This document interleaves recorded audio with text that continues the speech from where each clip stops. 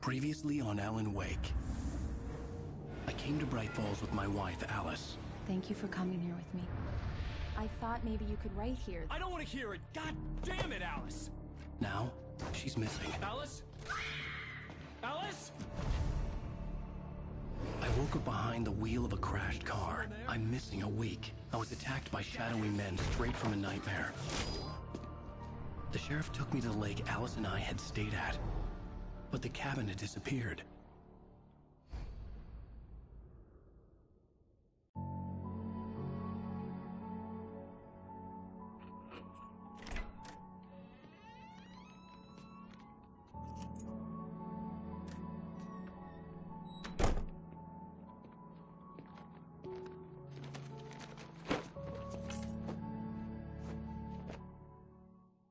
Honey, I'm home. Back here, sweetie. How was it?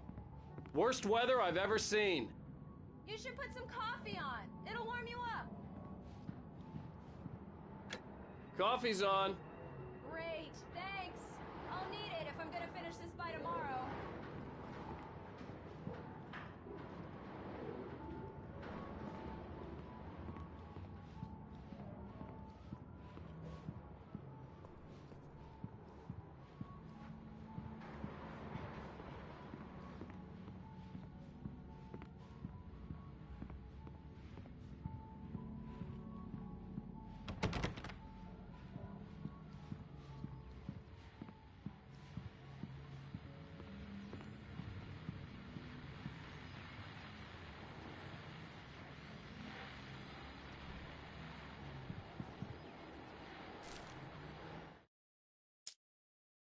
It's true what they say about the fall and the sudden stop at the end. I'd lain here in the snow while the lurid chain of scenes that had led me here kept playing in my head. A rerun of my own private snuff movie. A memory of my corpse. Alone at my own wake. Thinking in metaphors again. The femme fatale was gone. Only a sour taste remained of the kiss that killed me. This was a late goodbye. 13 years after I'd gotten my revenge, it had finally caught up with me. It had been a long time to bear the pain. My blood painted the snow red. A gruesome slushy dissolved all the scattered painkillers and leisurely dripped down to the sewer, mingling with the bile of the city, becoming one with it. I can see them now. My wife and my baby. Honey, I'm home.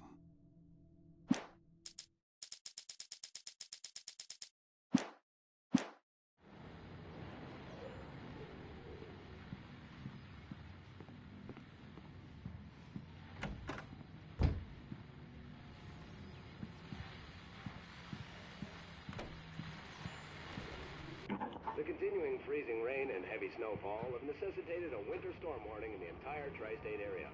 People are advised to stay indoors, as many roadways are already closed. And city officials are not expecting snow crews to keep up with the weather. We're now on the third day of the blizzard, and the weather is not expected to clear up anytime soon.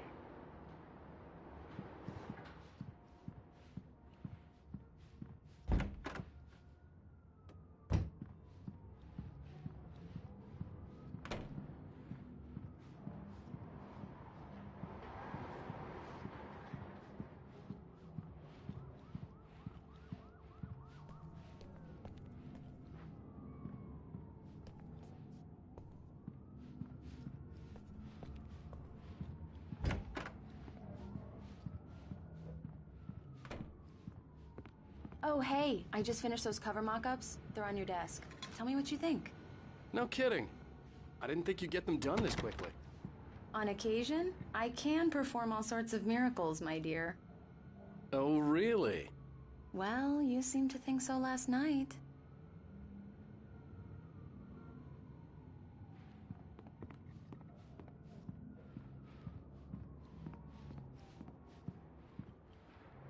These look really good. Oh, sure, until Barry gets his hands on them. Which, by the way, will happen over my dead body. The last time was the last time. Oh, and speaking of Barry, he called. Alan! Alan, please check the fuse box. I'm right here. I'm on it, honey. Please, hurry!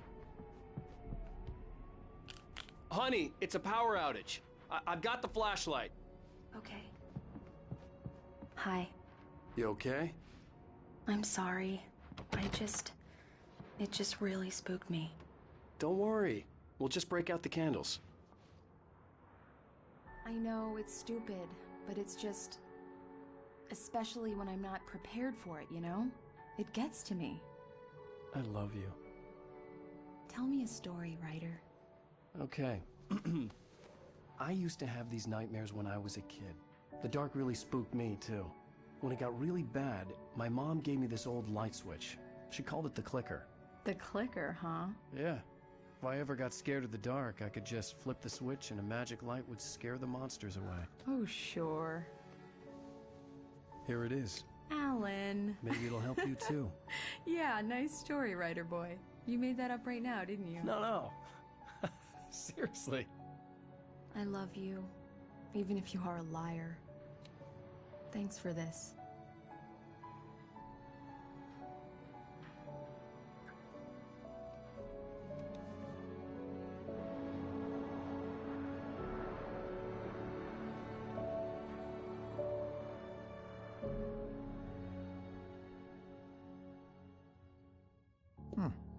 How do you feel, Mr. Wake? Any nausea, disorientation, anything like that? Mr. Wake, how are you feeling?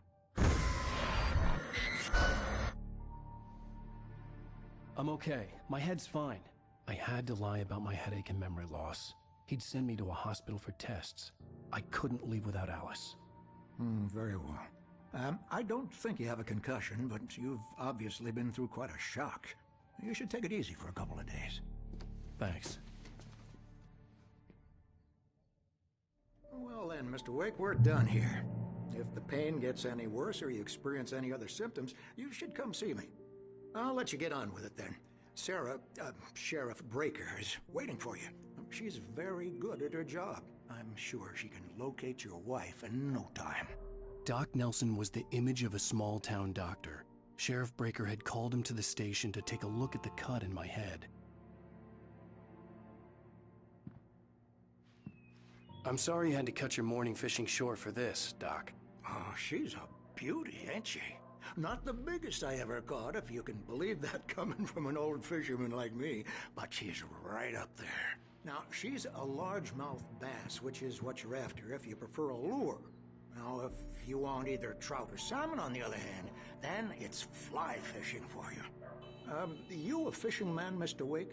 Oh, doesn't really matter, I suppose. But it can be very relaxing out there. You can't get me off the water this time of year. Closest thing to heaven. I'll take your word for it, Doc.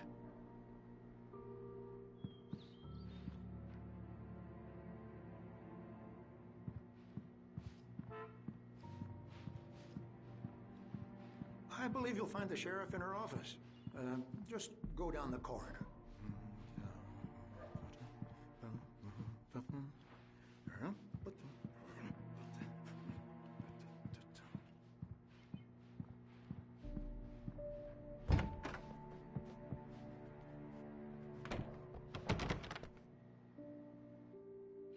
Thank you for testing the lights, Miss Weaver. Everything seems to be fine. I don't have the luxury of being complacent, Deputy Grant. The bulbs will need changing soon. You can't change them in the dark. I'll be sure to take care of it, Miss Weaver. Have a nice day now. Very good. I'll come back later on to remind you, just in case.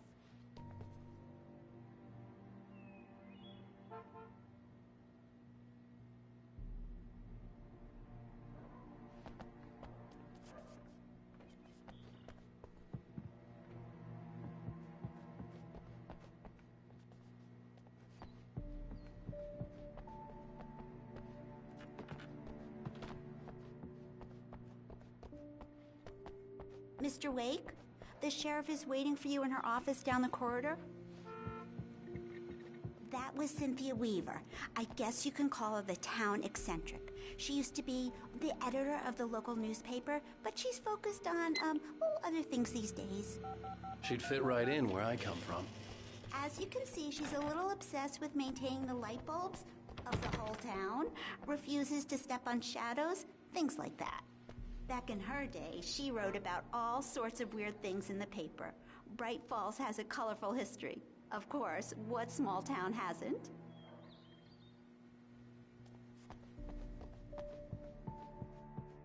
Yeah, it's Mulligan here. I'm at Stucky's gas station with Thornton. There's no sign of him. Over. Wait. Yeah, this is Thornton. Look, we've located the parade float. It's here. That's some good news, right? Stucky was supposed to be driving it at the rehearsals today. Over. Oh, give me that. Mulligan here. Looks like someone really thrashed the garage. Over. Okay, roger that, guys. Keep looking for Stucky. Jane's out. Alice looked through the viewfinder, lining up the shot. Cauldron Lake was breathtaking. Something caught her eye. A figure standing in the shadows behind the cabin, like a thin woman in a black dress. She lowered the camera and looked again. No one there. Just a collection of bushes that looked vaguely human-shaped. She shook her head and laughed.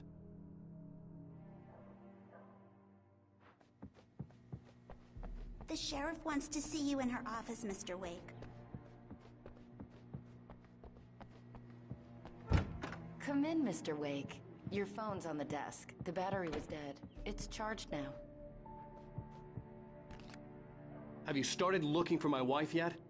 My men are already on it. Now, can you tell me what happened? I'm not sure. I can't remember. We were arguing. I walked out of the cabin. The cabin on Cauldron Lake? How did you end up at Stucky's gas station? I wanted to tell her what had happened last night, but I couldn't. She'd lock me up. Excuse me. I need to take this. Hello? Alan, please help me. Alice? Stop talking to the law. You'll do exactly what I say if you ever want to see your wife. Who is this? Go to the back lot. There's a hole in the fence on the left. Look inside the junker. I left a little something there to convince you we're all on the same page here. After you ditch the cops, you're gonna meet me in Elderwood National Park. There's Mr. White, can I help you with anything? Midnight. Don't do nothing stupid, pal. We're watching you. I couldn't go anywhere yet. I had to play along with the caller. Alice's life was at stake. Hey, mister! Hey, can you turn the light? The light's on! The deputies, they won't... Thank you, man, thank you. Hey, you're all right. You're a good guy. Don't let anybody tell you different. In spite of its human mask, to describe the dark presence as intelligent would have implied human qualities on something decidedly inhuman. Nonetheless, it found the one spot in the diner that was dark enough. Some light spilled into the corridor, ravaging it. But it took the pain. Horrible as it was, the writer would soon fix that. He would be coming to the one place where it still had power. The early morning light hurt my eyes and made my head ache. The man on the phone had said, go through the fence on the left.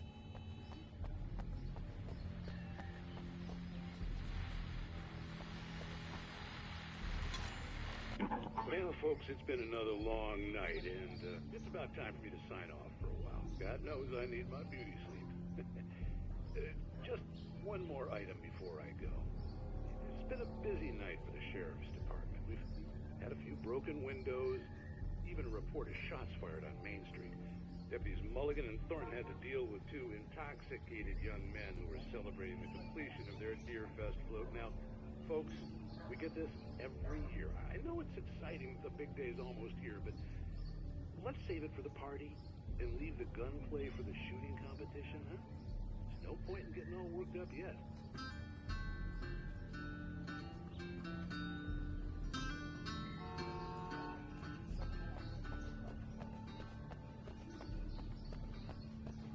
The caller had told me to find a hole in the fence behind the police station. There was something for me in an abandoned car.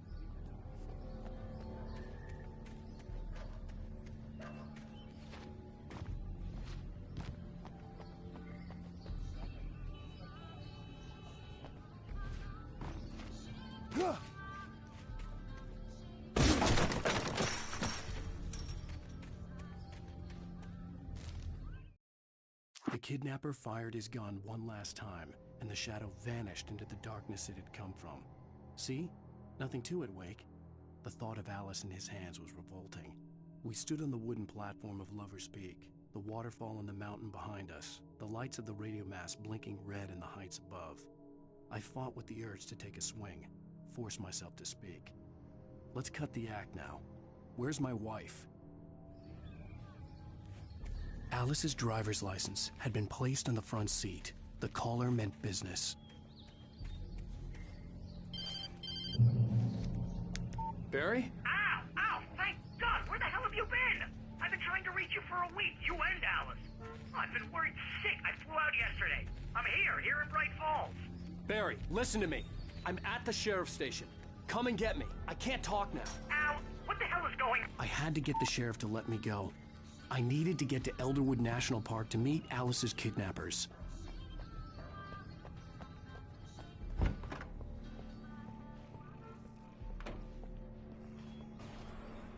A writer is a light that reveals the world of his story from darkness, shapes it from nothingness. The way a sculptor carves a statue from a block of granite. If I stop, the world I'm making dies. Darkness will reclaim it. It's a long, hard journey into the dark. Alice's life is at stake, but I can't think about that, or I'll lose it.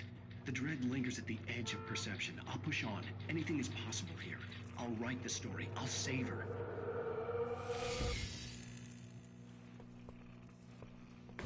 Marvelous, Sarah. I just wanted to settle all the damage the Anderson brothers might have inadvertently caused on their recent and regrettable little outing. They are not accountable for their actions, of course. I can assure you that my staff has been reprimanded. Tor and Odin never caused any trouble to anyone when they were still living at their farm. Indeed. All we can do is to slow down the progress of their dementia. Are you feeling any better, Mr. Wake? I'd like to leave. Am I free to go? Well, we still need to talk about... Am I under arrest? No, of course not.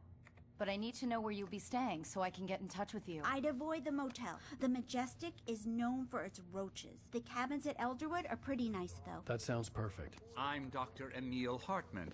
I'd like to invite you to stay at Cauldron Lake Lodge. Did you talk to my wife? I had the pleasure of discussing your situation with her on several occasions. Did you set something up with her? I invited her here. My clinic is a place where... Oh! Hey! Oh, my! Take it easy. Hey, nobody move! Get your hands off of my client! Who are you? I'm Barry Wheeler, his agent. If you have business with Mr. Wake, you talk to me. You yokels won't know what hit you once I sick my lawyers on your asses. No harm done, Sarah. I'm all right. I don't want to press charges. Mr. Wake, my offer still stands. Get me out of here. What the hell was that about, Al? We don't need a replay of that thing with the paparazzi. I thought they were gonna lock you up. I had to talk to someone. I told Barry everything. He thought I was certifiable, but when he heard about the manuscript, I had him. The fact that I'd written something, even if I couldn't remember it, was enough for him. He smelled money. And he believed that Alice had been kidnapped. Anything beyond that was another story. I had a midnight appointment with the kidnapper in a place called Lover's Peak, somewhere in Elderwood National Park. The plan was to rent a cabin. I don't like it, Al. I don't like any of it. It's not good. In fact, it's the absolute opposite of good. Mr. Wake! Barry, you found him! Hi, Rose. Oh, wow. I was just thinking about you, too. Great. I was just bringing Rusty some coffee. He's on the balcony, looking after Max. Poor thing. I really need to go. Great to see you again, Mr. Wake. Later!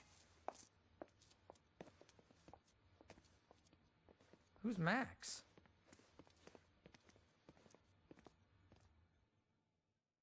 What an airhead. Jeez, Mr. Takes a swing at everybody. This is not her fault. She's a very nice girl and, more importantly, a fan.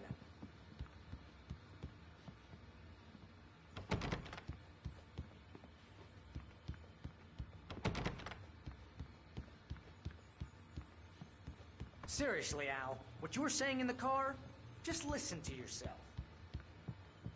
What, you shot a guy and his body just disappeared? When was the last time you slept? What, are you high? Have you been drinking? No! Look, Barry, I'm missing a week, and someone's got Alice. Do you and everything's understand just what it sounds like when you say stuff like that? Don't get me wrong, it's a good story, could be a bestseller. But when you start confusing fiction with reality, you're buying yourself a ticket to the funny farm. Wait here.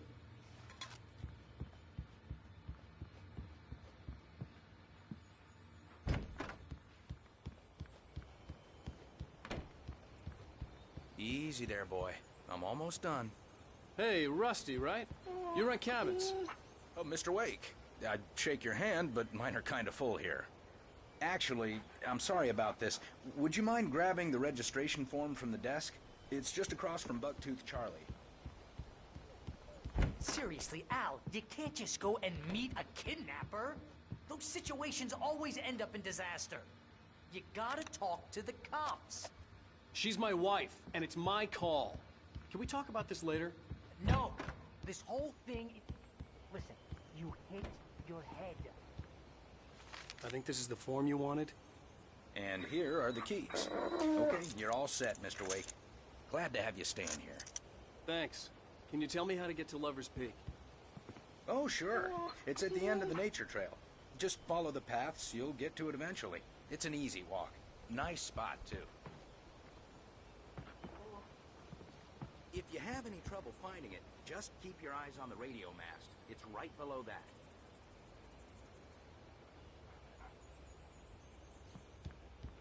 You're trying to pull a joke on me, freak me out? It's working. Ha ha! Let's have a laugh on Barry.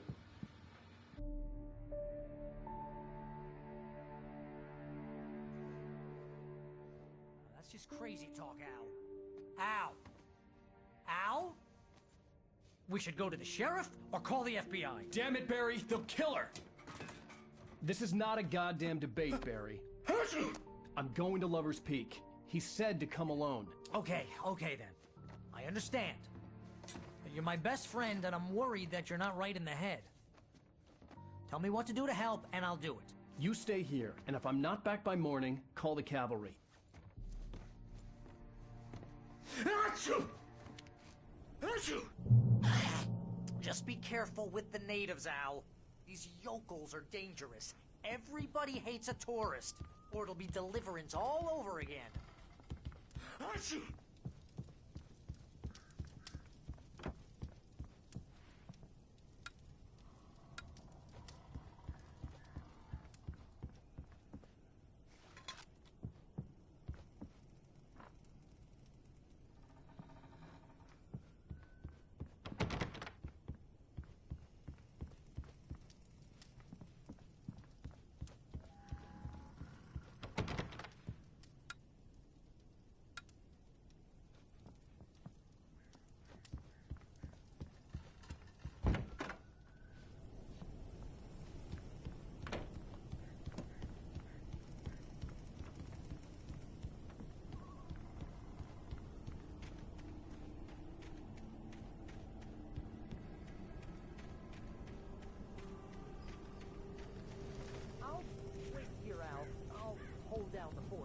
I'll be with you in spirit every step of the way, Al.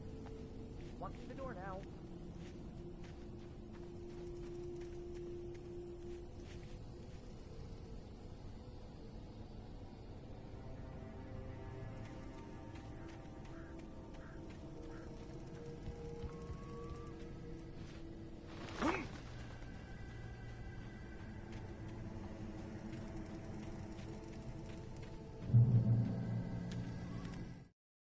Barry had never gotten along with Alice, but he knew Alan loved her with an almost frightening intensity. And now something had happened to Alice. And here was Al armed with a gun and saying things people got put in padded cells for.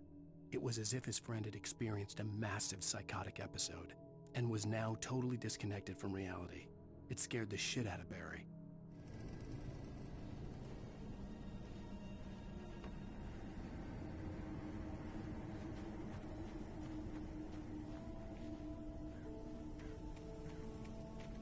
I knew I should have gone to the cops. This wasn't the smartest thing I'd ever done, but I was still angry with Barry for trying to talk me out of it. These people had called me right in the sheriff's station. The cops wouldn't scare them, and they had Alice.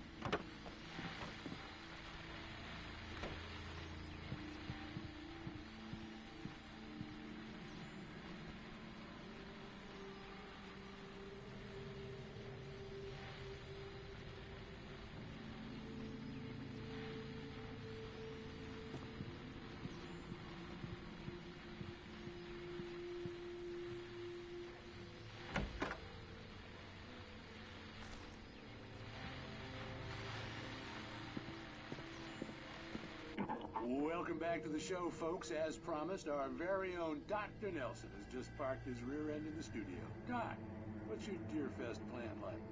My plan? You make it sound a lot more organized than I ever seem to manage.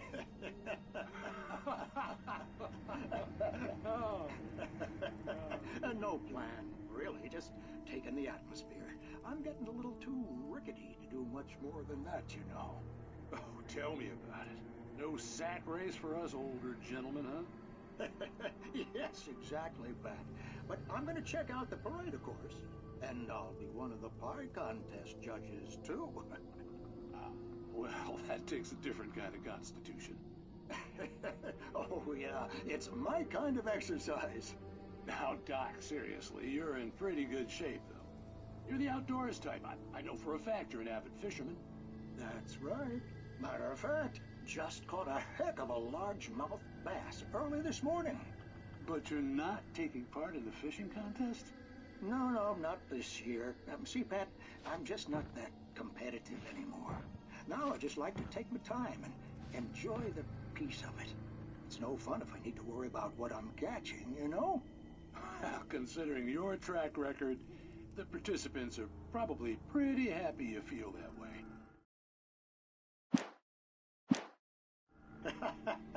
Well, Pat, that's kind of you to say.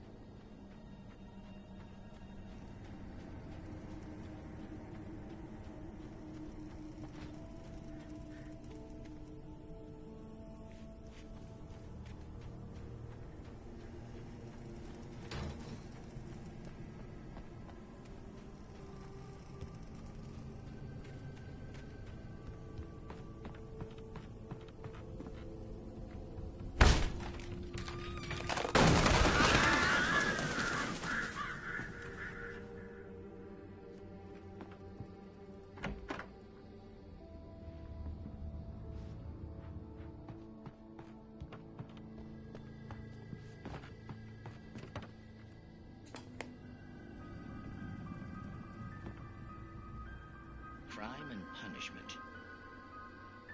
The cancer and cure of civilization. But some crimes are impossible to punish, especially in Night Springs.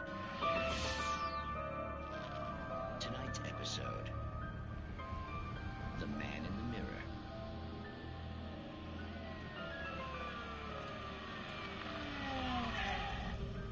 He's inside, Agent. He's a weird one. So, you're confessing to killing that guy, huh? Why? Had it coming? Yeah, but why would you do that? I mean, you're a nice guy. Normal.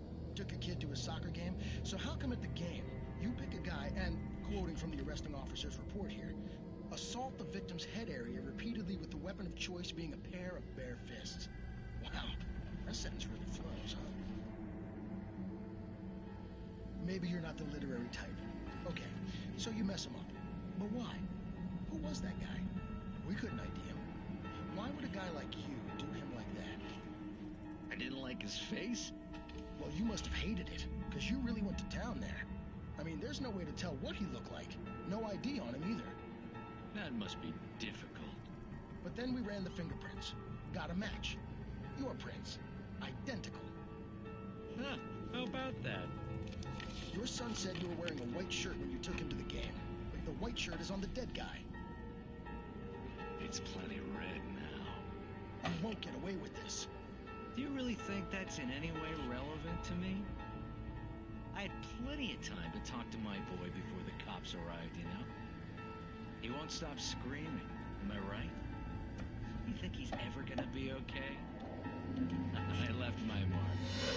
Believe me. You bastard. What? You gonna shoot me? What's the point? I'm going to prison. You got me. I don't understand any of this. And you never will. Don't worry. Maybe you'll see me again, Agent. Maybe in the mirror.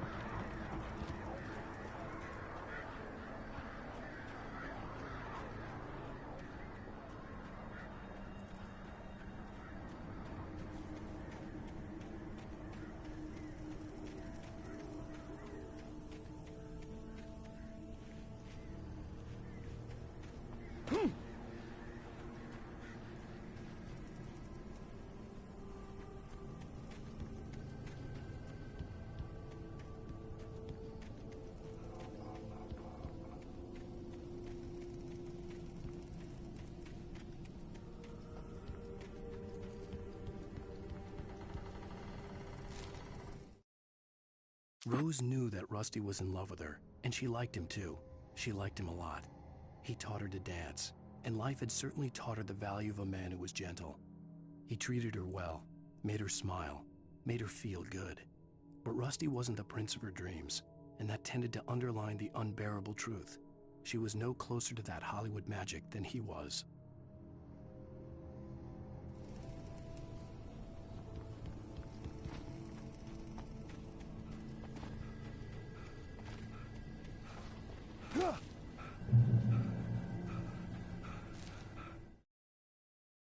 The air in the visitor center was heavy with an awful smell, as if some rotten drowned thing had crawled up from its grave. Rusty kept coughing blood. My eyes were drawn to the twisted shape of his broken leg. The attack had been vicious. Max whined in his cage. Rusty's eyes were wild with fear and terror. He gasped. "Mr. Wake, it happened just the way it was on that page."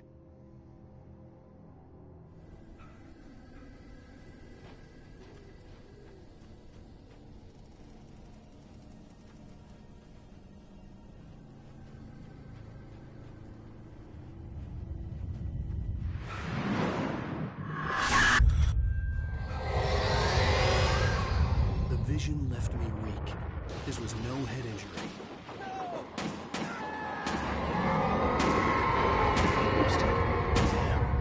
Rusty, hang on!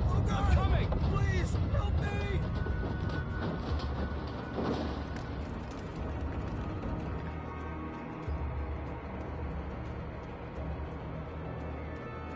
Anybody? Help me!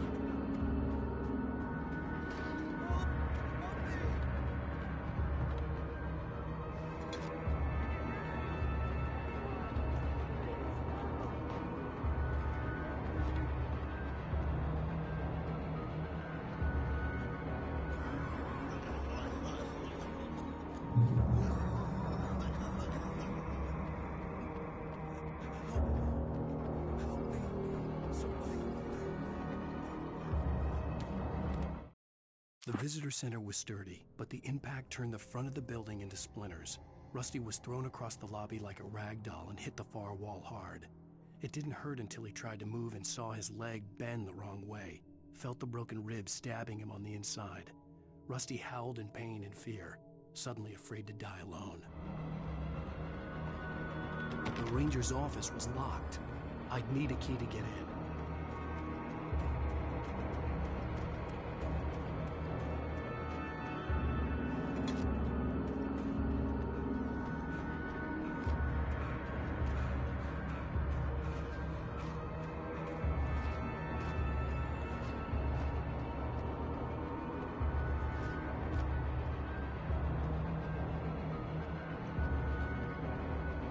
Hello?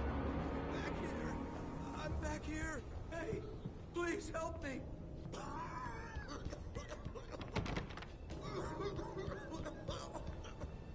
I'm here! Mr. Wake? Oh, hell. It happened just the way it was on that page. I found. Came true. It knew. So dark. It'll come back for me. You must... The lights. In the office. I have the key. Okay, Rusty. Hang on. I'll be right back. Whatever did this couldn't be far. Rusty had found a page from the manuscript. It would help me understand what had happened.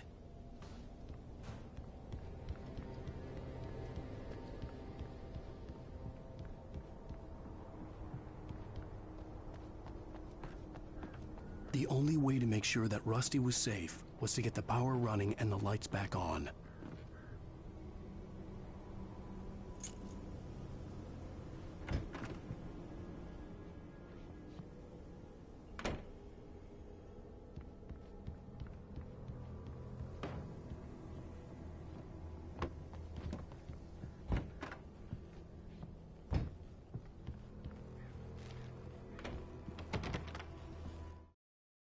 At the last instant, I changed direction and threw myself down.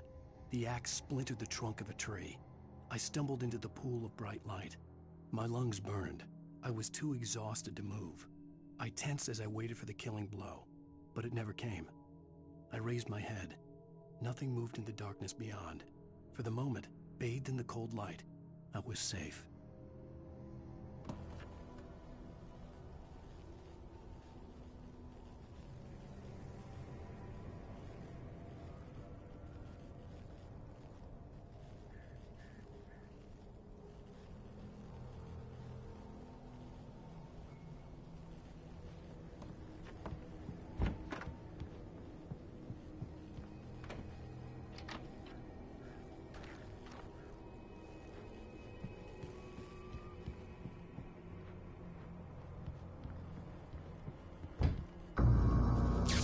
Too late.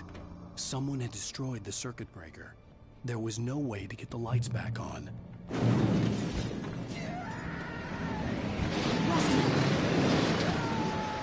Rusty! The ground was covered with fluid patches that looked like liquid darkness.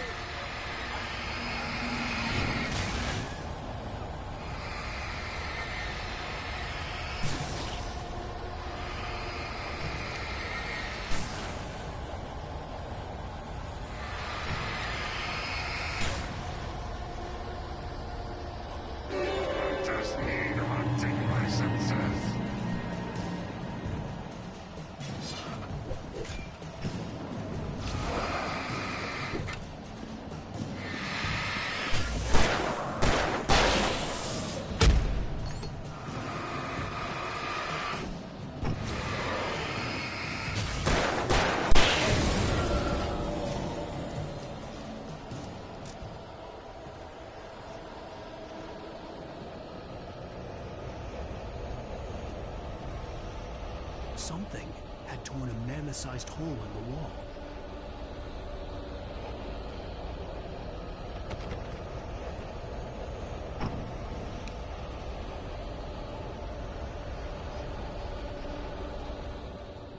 Please! Don't feed the animals.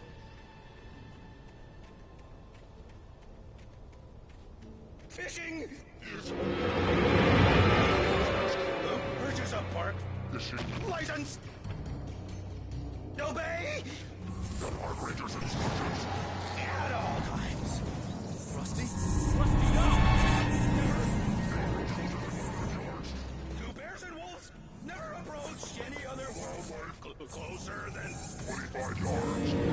Fence must be leashed. At all times. Never leave your Pet unattended.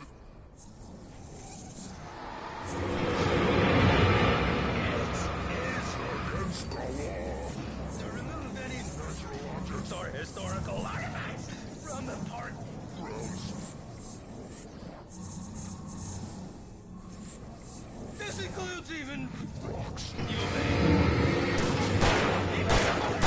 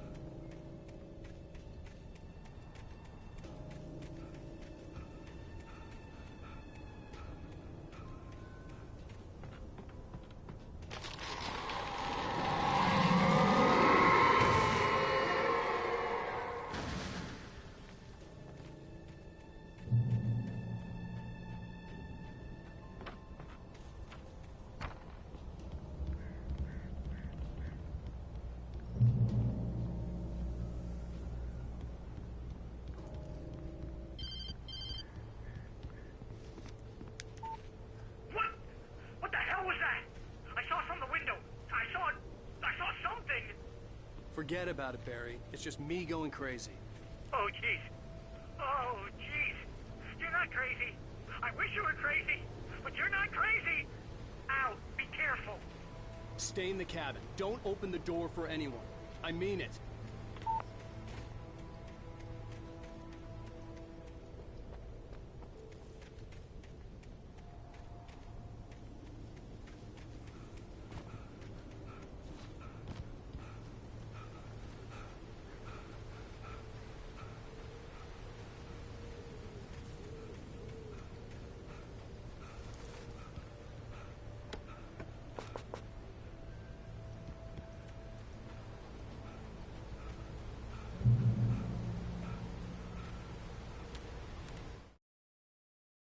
In that last instant of consciousness, Rusty thought about Rose. He was older than she was. Rose was barely out of her teens, but she made him feel young and forget what a train wreck his long-dead marriage had been. He still wore the ring. He'd been waiting for her to tell him to take it off. Now she never would.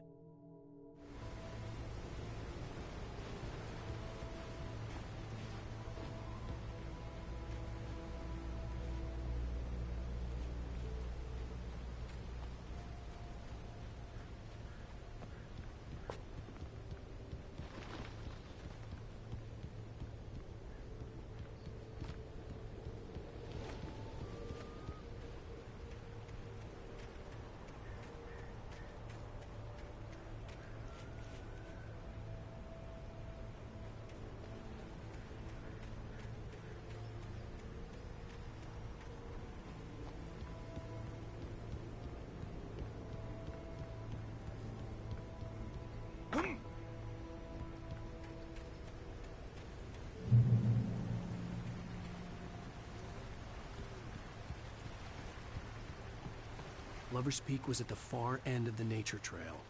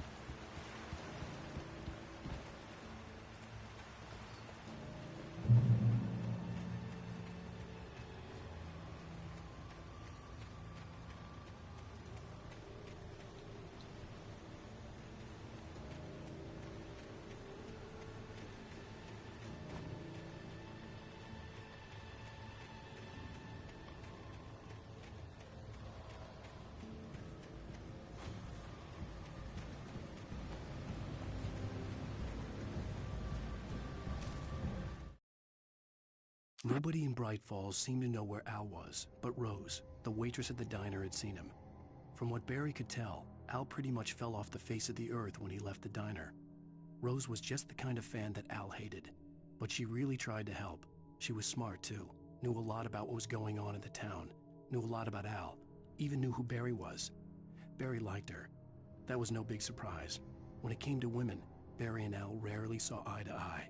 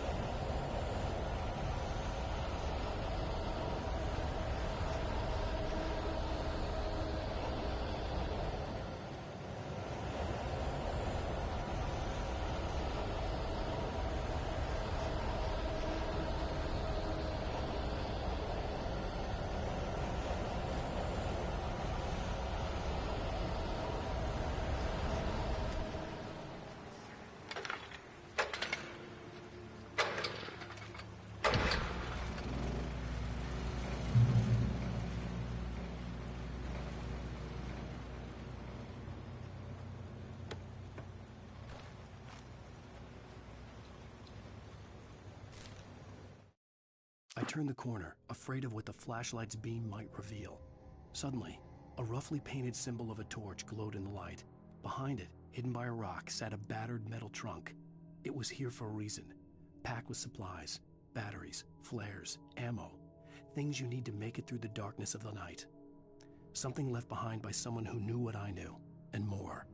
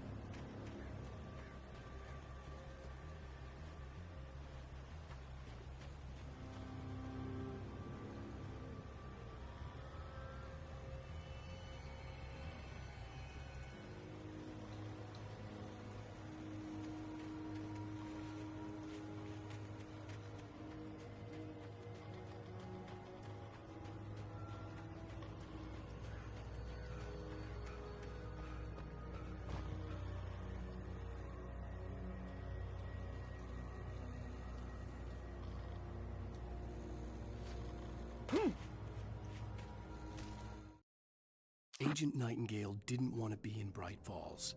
These little communities revolted him, and he didn't like the trees or the coffee.